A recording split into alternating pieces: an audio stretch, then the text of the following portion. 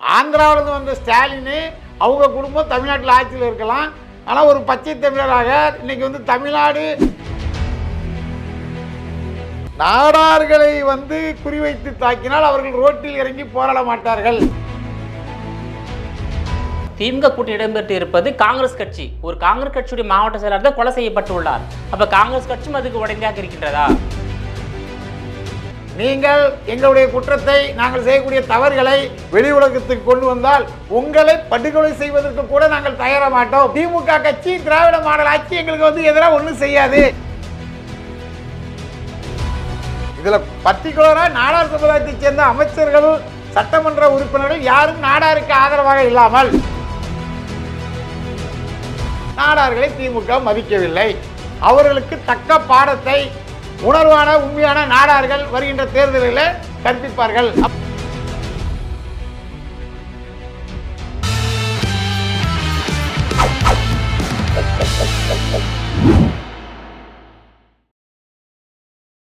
GeM TV நேயர்கள் அனைவருக்கும் வணக்கம். தமிழ்நாடு நாடார் சங்கத்தின் மாநில தலைவர் முத்து ரமேஷ் நாடார் அவர்கள் நம்மோடு இணைந்துள்ளார். அவரிடம் விரிவாக விவாதிக்கலாம்.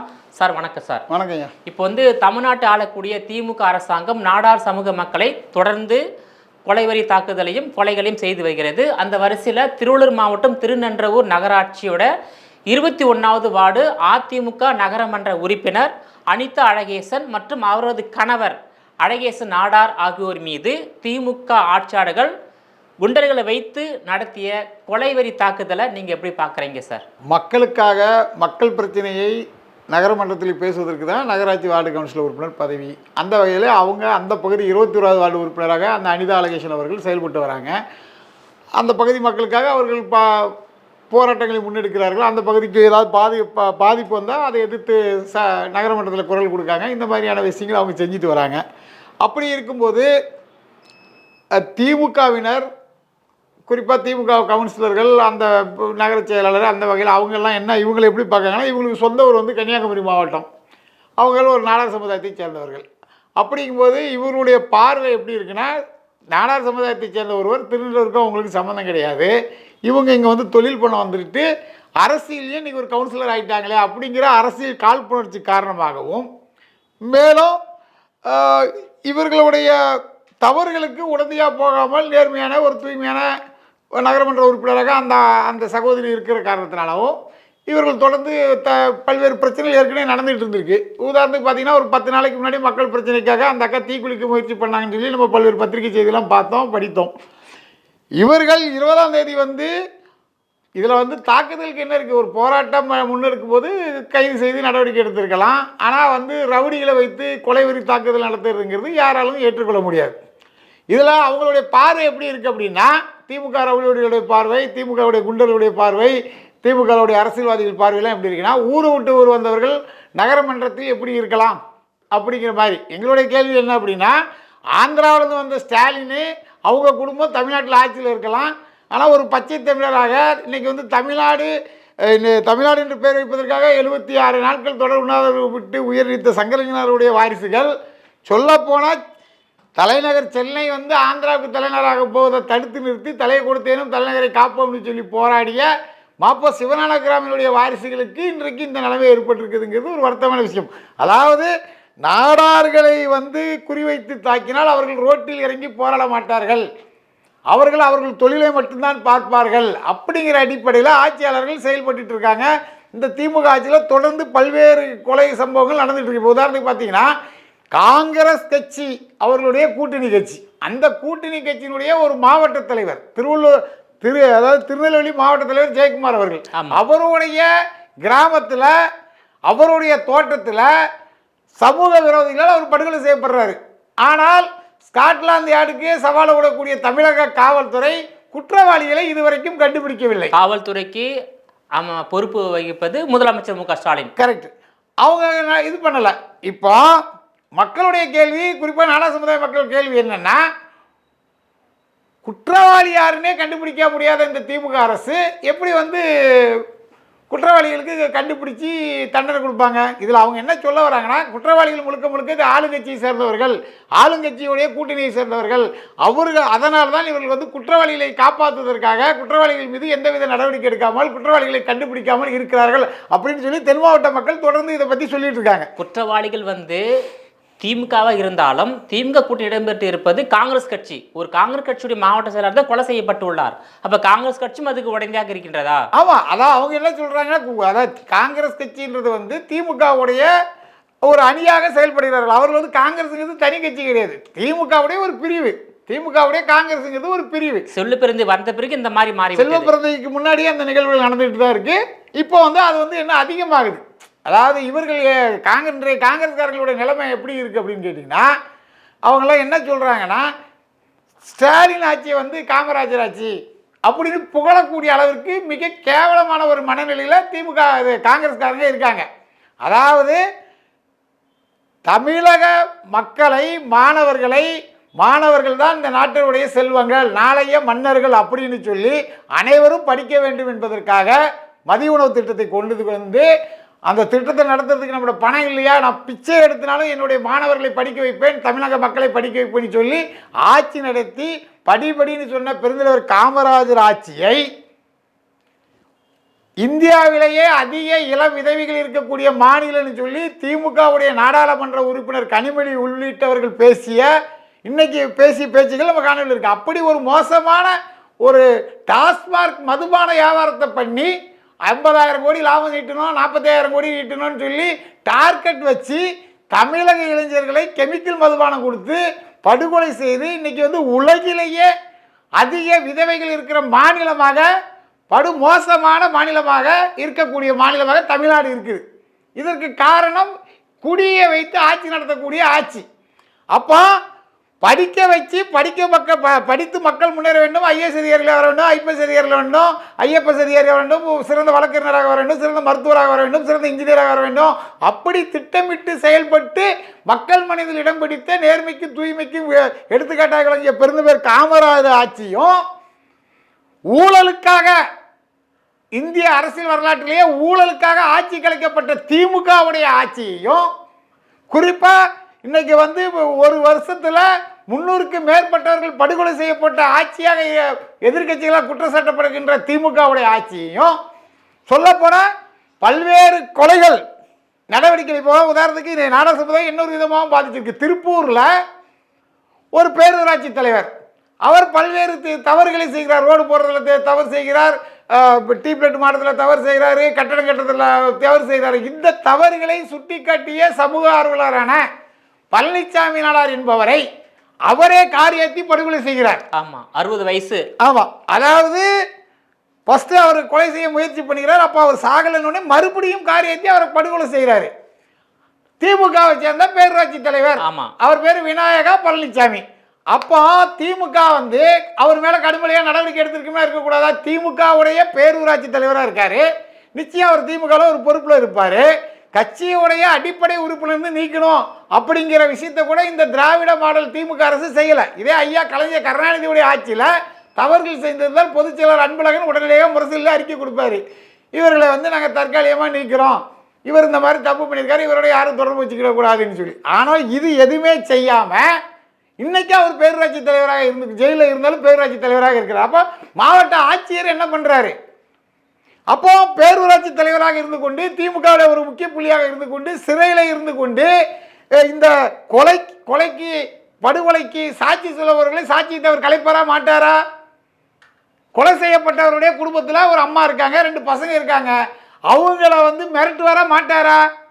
இதெல்லாம் செய்யறதுக்கான வாய்ப்புகள் இருக்கா இல்லையா?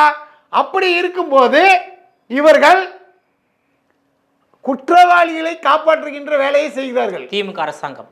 திமுக அரசு வந்து வழக்கமான ஒன்றுதான், குற்றவாளிகளை காப்பாற்ற. திமுக அரசு என்ன பண்ணுதுன்னா, அவங்க செய்யற அவங்க கட்சியை சேர்ந்தவர்களோ அவர்கள் கூட்டணி கட்சியை சேர்ந்தவர்களோ தவறு செய்தால் அதை மூடி மறைத்து கொண்டு அவர்கள் மேல ஒரு வழக்கு கூட பதிவு பண்ண மாட்டேங்காங்க. இப்போ இந்த சம்பவத்தில் பாருங்க, அழகேசனும் அவருடைய மனைவியும் கொலைவெறிக்கு தாக்குதலுக்கு உள்ளாகி திருவள்ளூர் மருத்துவமனையில் கவலைக்கிடமாக கிடக்கிறாங்க. திருவள்ளூர் மருத்துவமனையில் கண்டிப்பாக காவல்துறையை சேர்ந்த காவல்துறை நண்பர்கள் இருப்பாங்க. அப்போ நம்ம ஒரு சின்ன விபத்தானா கூட காவல்துறையினர் ரிப்போர்ட் கொடுத்து அந்த ஸ்டேஷனுக்கு தகவல் கொடுத்து எஃப்ஐஆர் சிஎஸ்ஆர் போட்டு எஃப்ஐஆர் பதிவு செய்யக்கூடிய ஒரு சூழல் இருக்குது. இவர்கள் இந்த மாதிரி மோசமான நிலையில் ஆஸ்பத்திரியில் இருக்கும்போது ஒரு சிஎஸ்ஆரோ ஒரு எஃப்ஐஆரோ இது வரைக்கும் பதிவு செய்யப்படல. திருவள்ளூர் காவல் நிலையத்துக்கு வந்து வியாபாரி சங்க பிரமுகர்கள் சென்றிருக்காங்க, நாடா சமுதாய பிரமுகர்கள் சென்றிருக்காங்க, அதிமுக கட்சிக்காரங்க போய் கேட்டிருக்காங்க, இது வரைக்கும் எஃப்ஐஆர் போடலை. அப்போது ஏசியை போய் பார்க்குறாங்க, அசிஸ்டன்ட் கமிஷனர், அவர்கிட்ட போய் முறையிடும் போது அவரும் எந்தவித நடவடிக்கை எடுக்கவில்லை.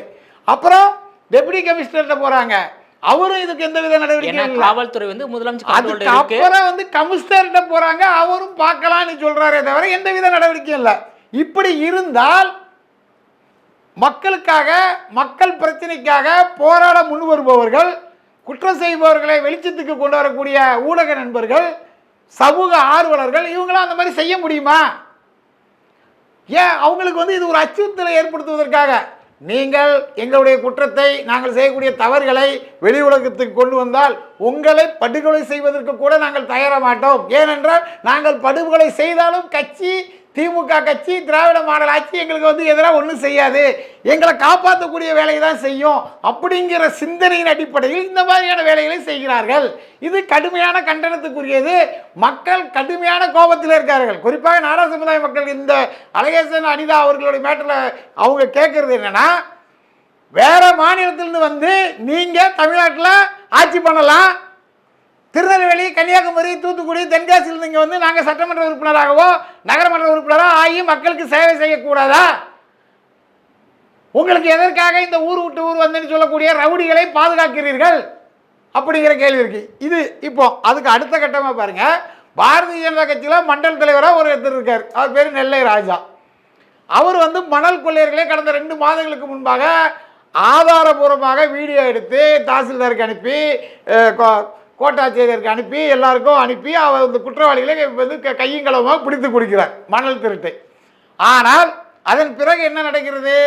ஆளுகின்ற திமுகவை சேர்ந்த அமைச்சர், சட்டமன்ற உறுப்பினர், அவரது மகன், நகரச் செயலாளர், இப்படி பல பேர் என்ன பண்ணுறாங்க, இவருக்கு பல்வேறு அச்சுறுத்தல்களை ஏற்படுத்துகிறார்கள். உயிரையே எடுக்கக்கூடிய அளவுக்கு அச்சுறுத்தல் ஏற்படுத்துகிறாங்க. அவங்க குடும்பத்தை சேர்ந்தவர்களுக்கு அச்சுறுத்தல் ஏற்படுத்துகிறாங்க. இதெல்லாம் பொறுக்க முடியாமல் அவர் நேற்று போய் கமிஷனர் ஒரு புகார் மனு கொடுத்துருக்காரு, எனக்கும் எனது குடும்பத்தாருக்கும் உயிருக்கு பாதுகாப்பு வேணும்னு சொல்லி. அப்போ ஒரு அரசியல் கட்சியில் இருக்கக்கூடியவர்கள், ஒரு சமூக ஆர்வலர்கள், மக்களுக்காக சேவை செய்யக்கூடியவர்களுக்கு இந்த நிலைமைன்னா சாதாரண சாமானியமான நம்ம மக்களுடைய நிலைமை என்ன? நம்ம போய் தவறு செய்தவர்கள் மேலே வந்து குற்றச்சாட்டை பண்ண முடியுமா? காவல் நிலையத்துக்கு போய் புகார் கொடுக்க முடியுமா? அப்படிங்கிற ஒரு மோசமான சூழல் தமிழகத்திலே நிலவுகிறது. சட்டம் ஒழுங்கு வந்து இந்த அளவுக்கு மோசமான ஒரு சீர்கேடு வந்து திமுக ஆட்சியில் நடைபெற்று இருக்கிறது. 4 ஆண்டு கால திமுக ஆட்சியில் எவ்வளோ நாடார் சமூக மக்கள் கொலை செய்யப்பட்டிருக்காங்க, கொலைவரி தாக்குதலுக்கு ஆளாகி இருக்காங்க சார். இப்போ அஜித்குமார் கூட தம்பி திருப்பூணத்தில் அஜித்குமார் அவர் பாவம் ஒரு காவலாளியாக வேலை செய்கிறாரு. அவர் மீது ஒரு நேரடியாக புகார் கொடுக்காம ஒரு செவிவெளி செய்தியாக புகார் கொடுத்து அவரை தூக்கிட்டு போய் அடின்னு அடிச்சே கொண்டிருக்காங்க. ஒரு மனித நேயமே கிடையாது. தண்ணியில் வந்து மிளகா பொடி தூவுறது என்ன, அடித்து தொங்க விட்டு அடித்ததுன்னா, இரும்பு ராடு பைப்பெல்லாம் அடித்ததுன்னா, இதெல்லாம் நம்ம காணொலி காட்சியில் பார்த்தோம். இது வந்து ஒரு மிகப்பெரிய தமிழ்நாட்டில் மொத்த அரசியல் கட்சி தலைவர்கள் எதிர்ப்பாக இருந்த விஷயம். ஆனால் இந்த விஷயத்தில் பாருங்கள், அவருடைய குடும்பத்திற்கு நிவாரணம் முறைப்படி சென்றிருக்கிறதா? எடப்பாடியார் அவர்களுடைய ஆட்சியில் பேராக் சர்வீஸ் குடும்பத்துக்கு 25 லட்ச ரூபா கொடுத்தாங்க. அதிமுக கட்சி சார்பாக 25 லட்ச ரூபா கொடுத்தாங்க. அரசு வேலை உடனடியாக வழங்கப்பட்டது. அதுக்கான நீதியை வந்து பெற்றுக் கொடுக்கறதுக்கான சிபிஐ விசாரணைக்கு உடனடியாக உத்தரவிட்டாங்க. இங்கே வந்து பார்த்தீங்கன்னா அஜித்குமார் விஷயத்தில் எல்லாமே கோர்ட்டு தான் சொல்லுது, சிபிஐ விசாரணை பண்ணணும், குற்றவாளிகளை உடனடியாக கைது செய்யணும். இதெல்லாம் யார் சொல்கிறா? நீதியரசர்கள் சொல்லி தான் நடக்கிறது. அப்போது நீதியரசர்களுக்கு இருக்க மனித நேயம் காவலர்களுக்கு இல்லை, ஆட்சியாளர்களுக்கு இல்லை. எது செஞ்சாலும் நீதியரசர்கள் தான். இப்போ பாதிக்கப்பட்டவர்களுடைய குடும்பத்திற்கு 1 கோடி ரூபாய் நிதி வழங்க வேண்டும்.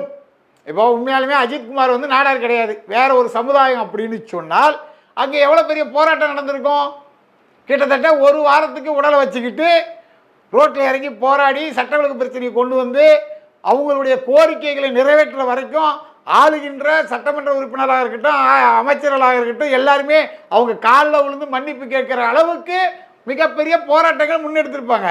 நாடார்களை பொறுத்தளவுக்கு இவர்கள் சான்றோர்கள் என்பதனால அவங்க தொழில் உண்டு, அவங்க வேலை உண்டு, எந்த வம்புக்கு தும்புக்கும் போகாமல் உழைக்கிறது மட்டுமே நமக்கு தொழிலுங்கிற அடிப்படையில் செயல்படுறதுனால நாடார் சமுதாயத்தைச் சேர்ந்தவர்களுக்கு இந்த மாதிரியான ஒரு நிலைமை தொடர்ந்து ஏற்பட்டு இருக்கு.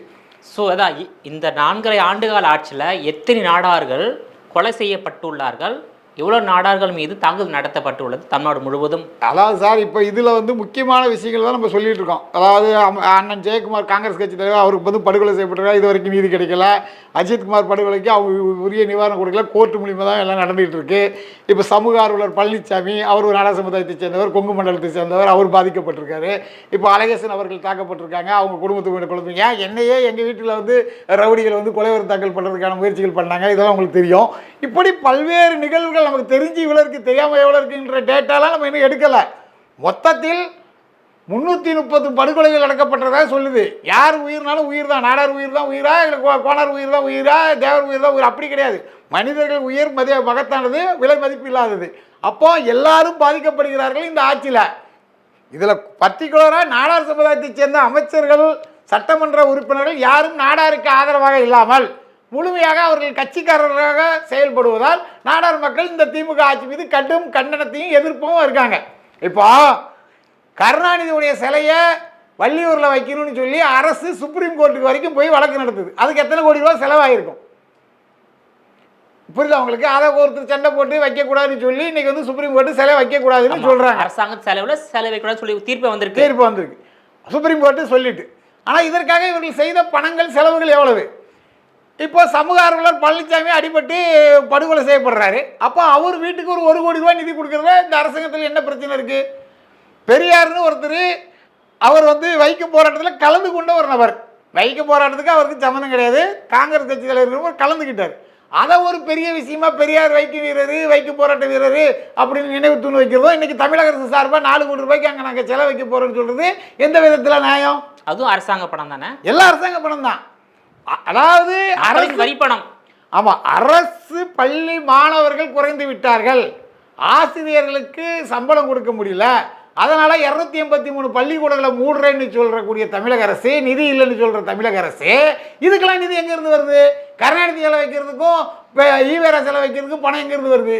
இதெல்லாம் நாங்கள் கேள்வி கேட்டால், மக்கள் கேள்வி கேட்டால் மிகப்பெரிய புரட்சி வெடிக்கும். அவங்கவுங்க வேலையை பார்த்துட்டு இருக்காங்க. இவருடைய ஆட்சியில் சட்ட ஒழுங்கு சரியில்லைங்கிறது முழுமையாக தெரியுது. இவர்களுடைய ஆட்சி தமிழகத்திலிருந்து அப்புறப்படுத்தப்பட்டாதான் தமிழகத்திற்கு ஒரு விடிவு காலம் வரும், தமிழர்களுக்கு விடிவு காலம் வரும். நாடார் மட்டுமில்லை, ஒட்டுமொத்த தமிழ் சமுதாயமும் தமிழக மக்களும் பயன்பெறுவார்கள். அப்படிங்கிற அடிப்படையில் தான் இன்னைக்கு வந்து எல்லா சமுதாய மக்களும் இதை பற்றி பேசிகிட்டு இருக்காங்க. திமுக அரசாங்கம் ஏன் நாடார் சமூக மக்கள் மீது குறிவைத்து தாக்குதல் நடத்துறாங்க? என்ன காரணம்? என்ன? திமுகவை சேர்ந்த நாடார்கள் இலவசமாக வாக்கு செலுத்துவார்கள். குறிப்பாக தங்களுக்கு எந்த ஒரு பதவியும் கொடுக்காட்டிலும் கூட இவர்கள் முழுக்க திமுகவுடைய அடிமையாக செயல்படுகிறார்கள் அப்படிங்கிற எண்ணம் அவங்களுக்கு இருக்கு. எதனால் அப்படின்னா, தூத்துக்குடி தொகுதிங்கிறது நாடாருடைய தொகுதி. அந்த நாடாளுமன்ற உறுப்பினராக நாடார் சமுதாயத்தை சேர்ந்தவர்கள் தான் தொட்டு வந்து கொண்டிருந்தாங்க. ஆனால் தூத்துக்குடியில் வெறும் 100 பேர் கூட இல்லாத இசைவாளர் சமுதாயத்தை சேர்ந்த கனிமொழியை கொண்டு வந்து நிறுத்தி நாடார் சமுதாய வாக்குகளை பெற்று இன்னைக்கு நாடாளுமன்ற உறுப்பினராக இருக்காரு. இரண்டாவது முறையாக. அப்போ நாடார்கள் வந்து ஏமாளிகள், கோமாளிகள்.